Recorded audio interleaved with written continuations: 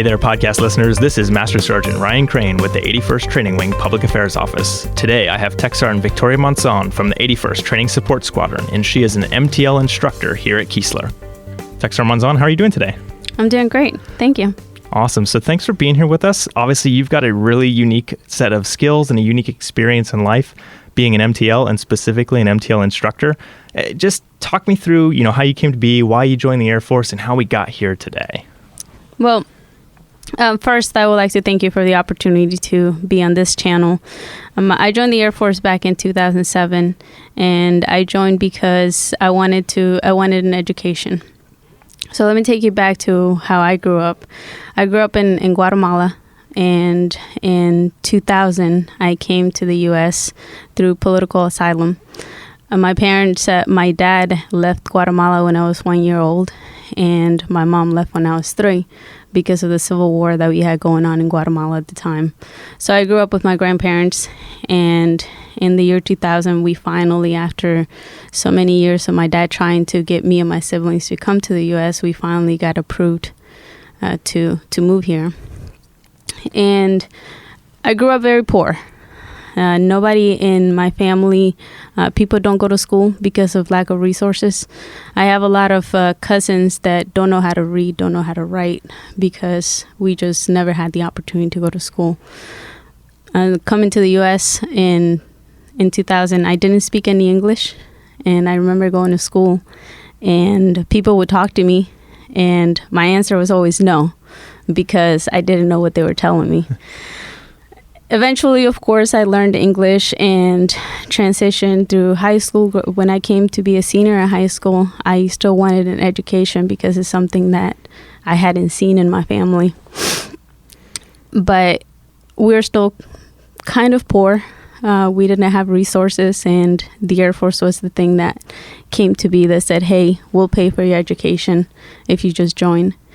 And I didn't have I was a green card holder at the time. I wasn't a citizen. And the only jobs that I was qualified for without being a citizen was services, personnel, and supply.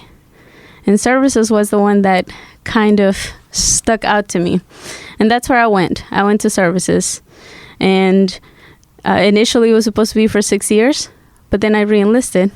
And now I've been in for 12 years. So back in 2014, I had my first duty station was McGuire Air Force Base, New Jersey. And I was there for the first 6 years of my career. In those 6 years, I deployed 4 times. And I remember coming back from my 4th deployment in 2013, December of 2013, I came back, and I was just unhappy with the job. There was nothing. I felt like I was just a number in the Air Force. I felt like I was just going through the day with, what's the point? And I just had too much. I was under a lot of stress. And at the time is when the Air Force decided that they were downsizing. So they were letting anybody that was coming in, applying for voluntary separation, they were giving them the opportunity to get out. And they also said, by the way, we'll give you some money for you to get out. I had 3 years left in my contract, and I said, you know what? I want to do it. I want to get out because I don't like this anymore. And I remember meeting with my commander, and he's a great commander. He tried to persuade me to stay in the military. He said, I will assign you to another section if it's maybe you're not happy with the job that you're doing right now. And I said, sir, the best thing that you can do for me is just sign my voluntary separation and let me out. And he said, okay, well, since I can't persuade you, then I'll just go ahead and forward your paperwork to the wing. And it was, I think it was like a Thursday, excuse me. And I went back to work happy because I already knew this is it. I'm out. I could see the light at the end of the tunnel. The following week, I come into work and I opened my email, and there was an email that said, congratulations, you have been selected to be an MTL. Wow. And a complete change of pace. Absolutely. From what you thought. Yes. And that light that I saw at the end of the tunnel completely disappeared. And all the plans that I had, it was out the window. And because of that one change, here I am now. I've gone through a lot because of that decision that someone made for me. I didn't know that I was being nominated for DSD. Nobody asked me if it's something that I wanted to do. But at the end of the day, it was one of those things that I did sign a contract and I can't back out. I can't get out of it.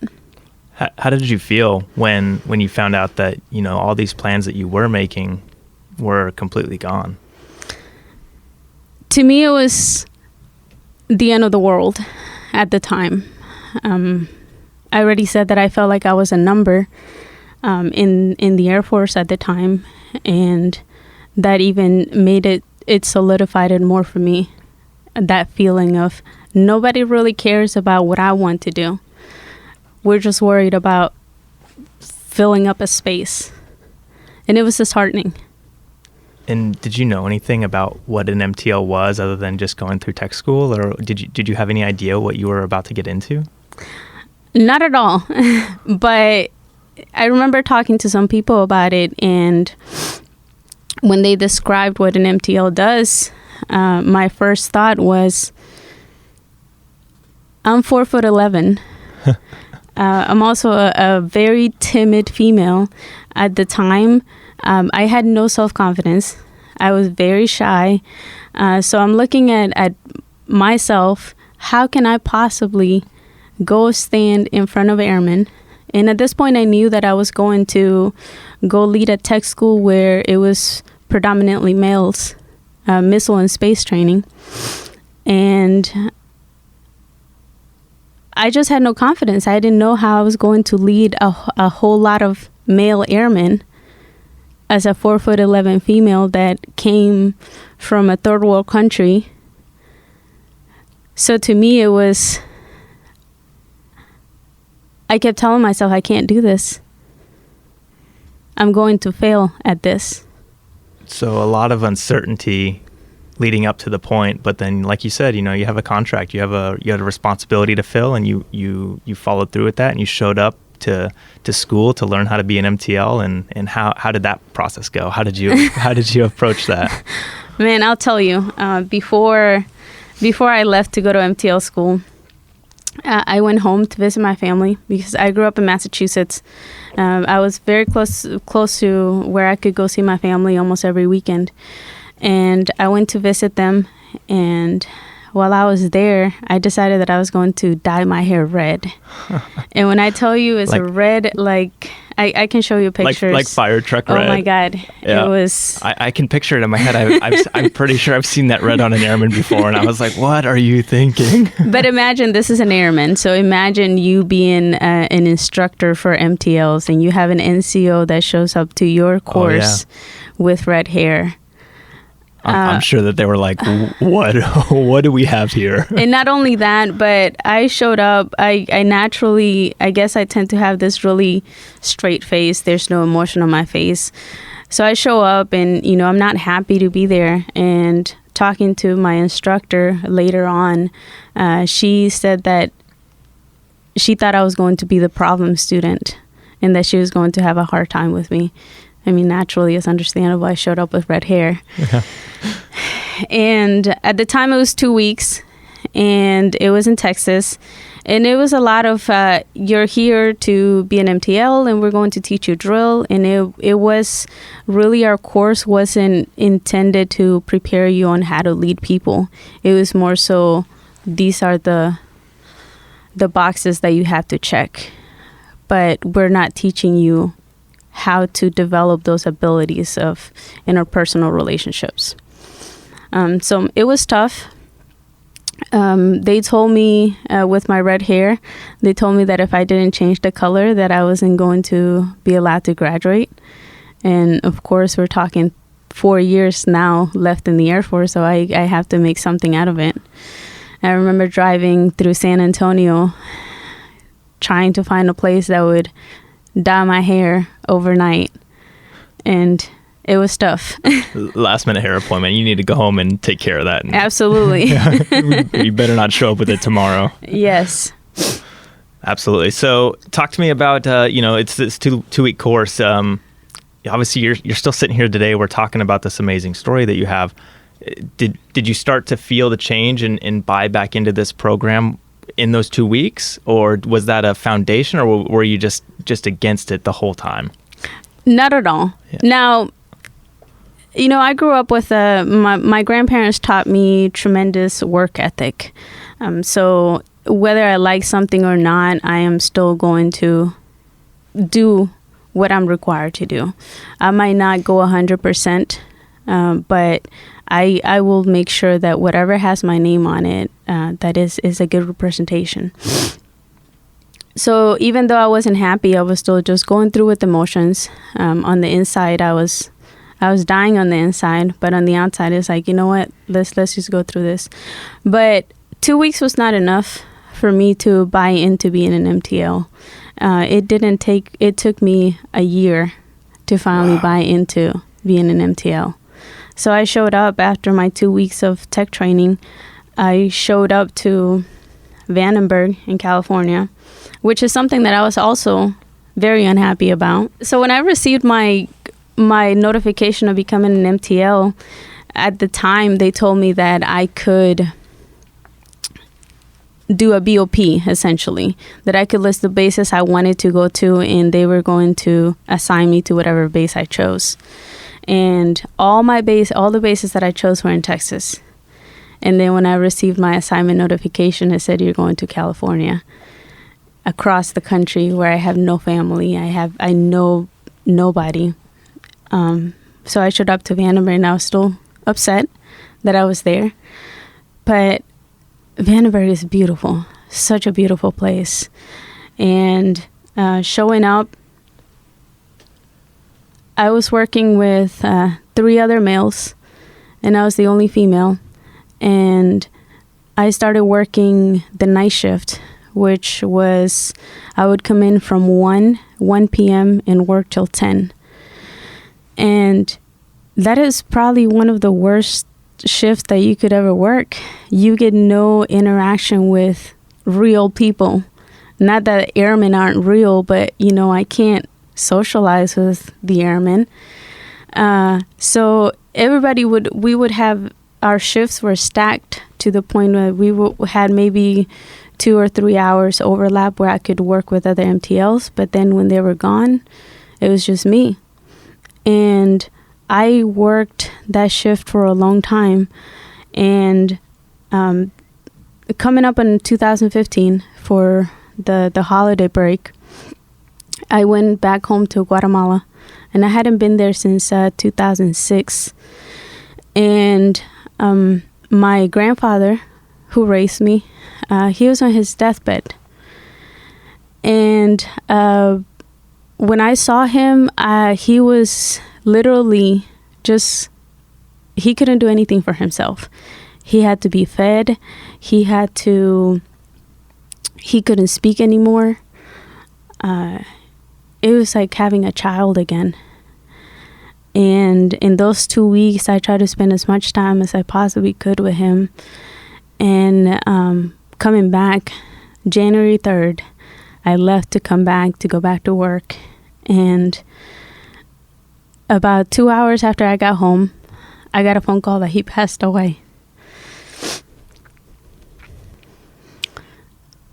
So at this point, I'm telling you, I had no social support. I hadn't had time to make friends at Vandenberg. And the most influential person in my life had just passed away. And I was coming back to a job that I was still, I wouldn't say unhappy, but it's just a job. Later on that month, I had my PT test, which was also the same time that my EPR was closing out. And throughout my career, I've considered myself to be in pretty good shape.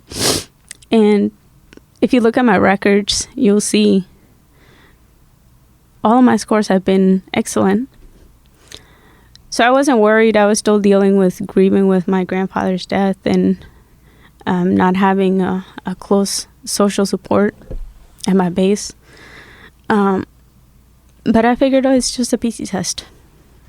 Nothing new. So I go in and I failed.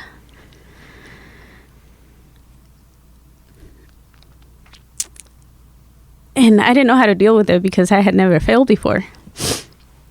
So as soon as I'm done taking the test, I go back to my job to let my flight chief know that I had just finished. I failed. I'm going home to change and I'll be back. And I think it took me like maybe an hour or two to come back. And when I came back, that was the main priority, was you failed your PT test. Let's look. And I failed because of sit-ups. I think I was short 5 sit-ups. And they focused a lot on, well, even though you've gotten excellent before, let's look at you've gotten close to failing your sit-ups before. You've been really close all these years. So what have you done? And in my mind, I'm thinking, but does it matter? I've gotten excellent.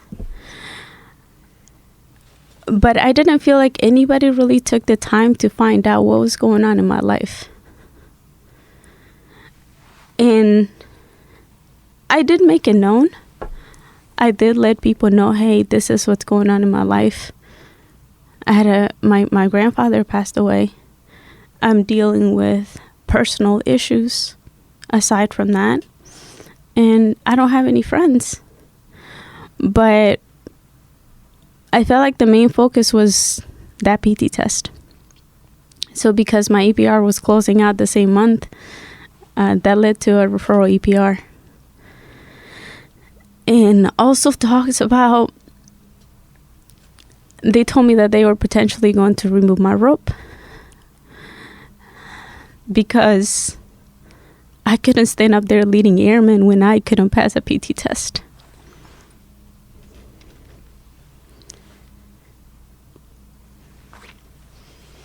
And it was tough. Eventually after that, because of what had happened, I got moved to a morning shift. I was finally taken off of night shift. But I still had that referral EPR. And I was still going to school, which was the main reason why I joined the Air Force. So now, not only I couldn't test for tech, which I had been preparing for, I couldn't go to school anymore because I had to wait a whole year for that referral EPR to fall off my records. And I didn't feel good with myself holding my airmen accountable for something when I was going through this failure. But looking back at it, that's when I finally bought into being an MTL.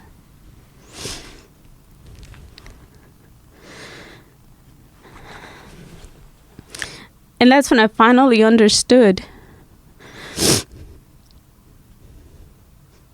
how important our job is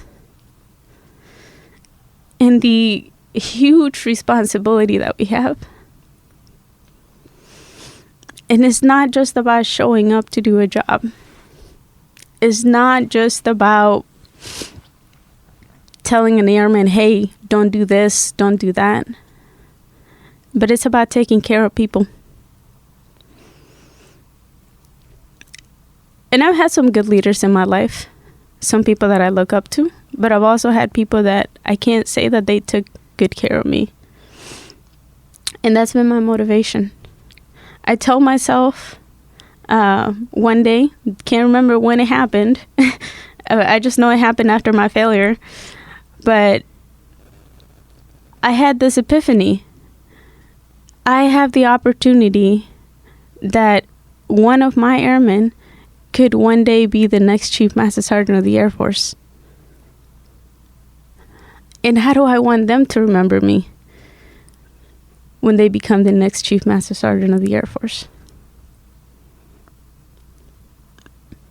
And that's really when it all changed for me.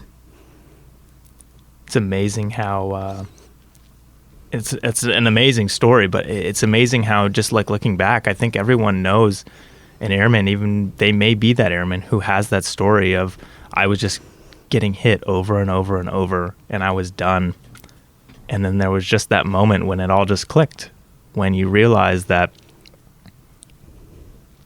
you weren't treated the way that you want to be treated, and you're not going to let that happen to anyone else. And I feel like, as bad as everything was for you, that's an amazing story to come out of the bottom, come out of the depths of where you were, and just realize and see how you can take that and turn it into a positive for everyone else that you interact with from that day forward. Absolutely. And, I can't say that I'm a perfect leader. I'm by no means anywhere close to being perfect. But that's really what I ask myself every day, is how am I treating people? Am I really living up to that image that I have in my head? And I made mistakes. Looking back at being a line MTL and being responsible for airmen, some decisions that I took that had to do with them weren't the best. But that's really how you learn. You're not always going to make the best decisions, but it's how you learn from those decisions that you made, how you learn from your mistakes. And that's really what I try to do with my life every day. And I think that everything that you're describing here, while it's very, very relevant as an MTL, as a leader of those young airmen, it's also relevant to every single person in the Air Force. This is being a supervisor. This is taking care of people. These are lessons in values that you hope that everyone in the Air Force holds. And, the fact that you get to be on the front lines and be one of the first faces that airmen see with those values and train the future MTLs that will then be the front lines, that's an amazing feeling, I have to imagine. It is. It truly is, because, when an airman goes through basic training, I used to be the kind of person that thought, oh, you got taught everything in basic training. You should know how to wear the uniform.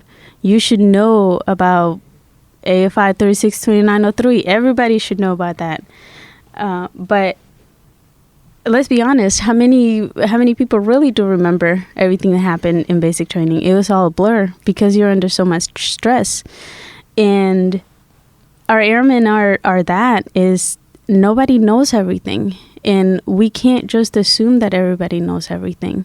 And sometimes questions may sound dumb, and something may seem like, oh, it's common sense. You should know this.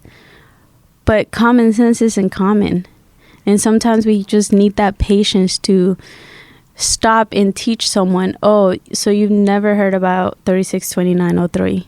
Well, let me tell you about it, and this is what you can find in it. And matter of fact, download it on your phone. And just taking small time out of your day to dedicate it to people. Yeah, absolutely. And I think that's, like I said, that should just be core for every NCO, senior NCO airman in the Air Force, is just making sure that we're taking care of each other. Not everyone knows what you know. Share that knowledge and make sure that people are taken care of. Don't look at people, like you said, as a number.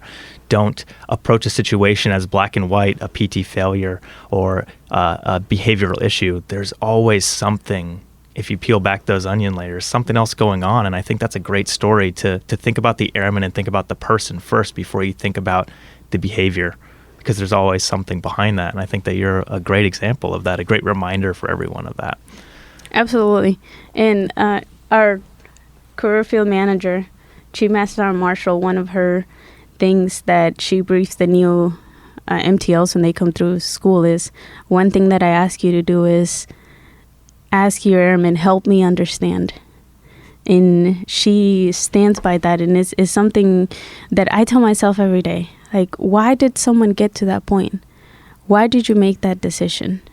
And sometimes we just want to go and correct the behavior. But that is like putting a Band-Aid on something. You're just covering it up. But when you take the time, I remember some of my airmen, when I used to talk to them, and so why did you do this? Oh, because I just wasn't thinking. Well, why weren't you thinking? And those questions get uncomfortable for anybody when you continue to ask the why. But that's how you get to the bottom of something. You just continue and make someone uncomfortable to the point that they really have to think about why they made a decision that they made. Absolutely. So, shifting gears a little bit, let's talk about being an MTL, talk about your role in the DSD program, your experience with the DSD program. I know for me personally, when they rolled out the new DSD program and how it would work, my reservations were probably very similar, just because someone may think that I'm a good fit for a job or be a good fit for something. While I appreciate their confidence in me, maybe I don't have the personality for it, but I think that we're kind of getting to a point now where senior leaders are doing a really good job of having those conversations with their airmen before being submitted, and making sure that this is something that they want to do. Because I firmly believe that I'm going to do a better job at something if I'm bought into it and if it's something that I want to do, while also looking at performance and things like that. So can you talk to me about just the DSD program in general for you, the type of people you see coming in? Are they people who definitely want to be MTLs? Is it a little bit of a mix? From when it first rolled out, I was in the first cycle of DSD back in 2014, and from there to this point, we made a tremendous change for the positive, to where leaders are definitely taking the opportunity now to talk to their NCOs and asking their input on what they really want to do. When it first rolled out, they were just throwing people in there. But now, for the most part, when our students come through and we ask them how many of you wanted to be here, about 90% of our students want to be here. That's something that they wanted to do. But we still occasionally get the people that, no, this wasn't my choice. I don't know why I'm here. So with that, I have seen some great NCOs that I know are going to be tremendous MTLs, but I've also seen NCOs that they're just not into it. They just don't want to do it. And no matter how much we try to motivate them and paint this picture of how great of a job it is and the huge responsibility that we have, they're just close-minded. And that's really, I think, is the key, is how open-minded are you. Now, I am thankful that someone made a decision for me to come and do this, because had I been given the opportunity, or had someone asked me, do you want to be an MTL, I would have said no, because I had no confidence in myself and I didn't want to step outside of my comfort zone. So it took someone to literally push me out for me to finally find myself. So I don't know where I stand. I have mixed feelings. I think some people just need that push, because someone sees in you. We are very critical of ourselves. We're our worst critic. But other people see us in a different light. And other people see something in us that we just absolutely don't see in us. And I think that sometimes it's good that those people push us outside of our comfort zone. I agree. It's I've had a very similar experience. I went to an assignment kind of kicking and screaming, and maybe like you, maybe had a not great attitude about it for the first, 5 or 6 months. And then it's like you said, I had like that aha moment. Something clicked, and I was like, oh, I get it now. Mm-hmm. This is how I fit into this, and this is what I can do, and this is why this is important. And it's kind of, looking back, I feel so young and immature that I was like so upset about this thing, because now I can look back and say that, that was a defining moment in my career that can definitely put me on a path that I'm on now. And I wouldn't have anything that I have now had someone not made a decision for me. So I get it. It's a double-edged sword between, trusting your leaders to see what they see in you. But then, also just making sure that, people are also a little bit comfortable with where they're going. But I agree. I agree. in the end, I think that, if a senior leader sees something in you, then yeah, let's explore that. I've definitely adopted that approach. I may be like, nah, I don't think that's for me, man, but I'll try it. That experience definitely has changed my opinion on it. So. Mm-hmm. And I think it really takes me back to really getting to know your people and really getting to know their strengths and where they're going to fit well into the mission. Because if you haven't taken the time to even learn my name or learn where I came from, it's hard for me to really trust your opinion as a leader. And it's really hard for me to just say, you know what, my leader really thinks I can do this if we don't have that connection. No, I agree. And kind of talking about that connection and talking about those things, if you could connect with those people in our audience and those people who are hopefully, maybe they find this podcast or they find an information article about MTLs, what would you like to pass along to them? How would you want to connect with them and really sell this job?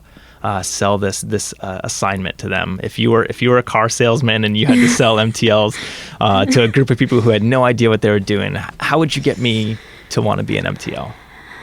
This is absolutely the best job in the Air Force, and I've had a lot of jobs in the Air Force. But why is this job so important? Well, this is really the place where you build your legacy. Think about. You remember your MTI. Who doesn't remember their MTI? Certain occasions, people remember their MTLs. And whether it's for good or bad things, they remember those people. And when you do something good for someone, it makes you feel better about yourself. So being an MTL is really building your legacy and filling somebody else's cup. And that cup is our airman's cup. And all of us have a cup. And when you take time to walk an airman through, prime example, I had an airman that showed up to my tech school who didn't know how to use a debit card. And I was just baffled at the fact that debit cards have been around for a while. How do you not know how to use a debit card? But taking the time to teach him, this is how you use a debit card, and this is what it's good for. In teaching airmen just general life skills. I also had an airman who had a really hard time making friendships. And I actually was just thinking about her this morning. She was a reservist, and she was getting ready to graduate tech school. And I noticed that she was a little off. So I stopped her one day and I was like, hey, what's going on? You don't seem like yourself. And you're getting ready to graduate. Is there anything I can help you with? And we just started talking and peeling back that onion. And this airman was about to go home in 3 weeks. And she didn't have a place to stay because her parents had kicked her out of the house and told her, you're an adult now, you have joined the Air Force. When you come back, you have to figure it out on your own. And, an active duty airman, you're going to operational Air Force, you're getting a dorm room. You have a place to stay. And this airman didn't. And I asked her, well, is there any family, friends, anybody you can stay with? And she tells me, no, absolutely no one. Well, do you have any friends here? And she had been in tech school for about 4 months now. And she tells me that she doesn't have any friends. And I felt like I was seeing myself in her. So we started talking and coming up with different plans on things that she could do. And I reached out to her home unit to try to figure out a plan for this airman. And in the meantime, while she was in tech school, I gave her, it seemed like a silly assignment. But I told her, every day until you graduate, I want you to go up to one of your wingmen here and ask them a question about themselves. Ask them where they came from, ask them about family, or get to know them. And at the end of the day, I want you to come to my office and I want you to tell me about that airman. And she really made it her mission. And she had a notebook that she would carry with her. And every day she started off as, this is just an assignment. And she would go up to an airman and ask them about their personal life. And in those 3 weeks, this airman became the popular airman in the norms. And for me, I got to know more about my airmen. And when you do little things like that, it is so rewarding. It's really the intangibles. When you see an airman come from BMT and they're, some of them might be scared, they don't know how to be adults. And then you finally see them graduate and go be airmen. And it's just very rewarding. But also, I've ran into airmen that were some of my former airmen who are now NCOs. Who are now supervising other airmen. And I'm just slowly waiting for the day that one of them comes through the MTL course. And I hope that doesn't happen, because I don't know what I'm going to do with myself. But just with some of the airmen that have reached out to me to tell me this is what's going on in my life. And that just makes a world of a difference. The thank you cards that you get, thank you emails that you get. I had an airman who told me, he asked me if we had a picture together. And I was like, no, we don't have a picture together. We were not allowed to take pictures together. You were my airman at the time. And he got separated from the Air Force for medical reasons. So he was like, well, I'm finally graduating from this course, the civilian course, and they have asked me to highlight someone that has had the biggest impact in my life. So I was like, I don't have a picture with you, but I have a picture where I took a picture with one of the airmen when they graduated, and he was in the background. So I sent him the picture, and I said, this is the only picture I have while you were in tech school. So he cropped himself out onto the airman that I had taken the picture with. And at his graduation, they had to put a slideshow of that person. And he put me on there. That I was a person that saw something in him. That I pushed him to find his purpose. And it's those things that really make the job worthy. And just like any job in the Air Force, there are things that it can be very stressful of you constantly pouring yourself out to your airmen and giving and giving and giving. But at the end result is just truly amazing. To know that you're training the future leaders of the Air Force, you're building that foundation. And one of the things that I tell my MTL students now is look at the people you worked with before you came to this course. Look at the airmen that you worked with. If you didn't like what you saw, this is your opportunity to change the Air Force, because you're building that foundation. So how do you want the Air Force? Do you want the Air Force to be successful? Then teach your airmen to be successful. You have that power. And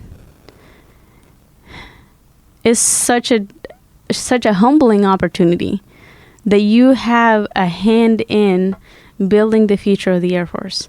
I mean, what other job is going to allow you to do that? And it's just getting to know people, just being able to help people. Thanks, Texter Monzon. An amazing story, an amazing ride, an amazing experience. The Air Force, Keesler, your United States is absolutely just thrilled to have you. It's amazing that you're here, and thank you so much for being on here to tell your story. Thank you very much for the opportunity to be able to share my story. And going back from I hate the Air Force, I don't want to be here anymore. I'm bought into the Air Force, and my goal really is to be influential, not just with airmen, but just with people I come in contact with. So anytime I have an opportunity to share my story, I truly take advantage of it. So I truly appreciate you giving me this forum to be able to share that story.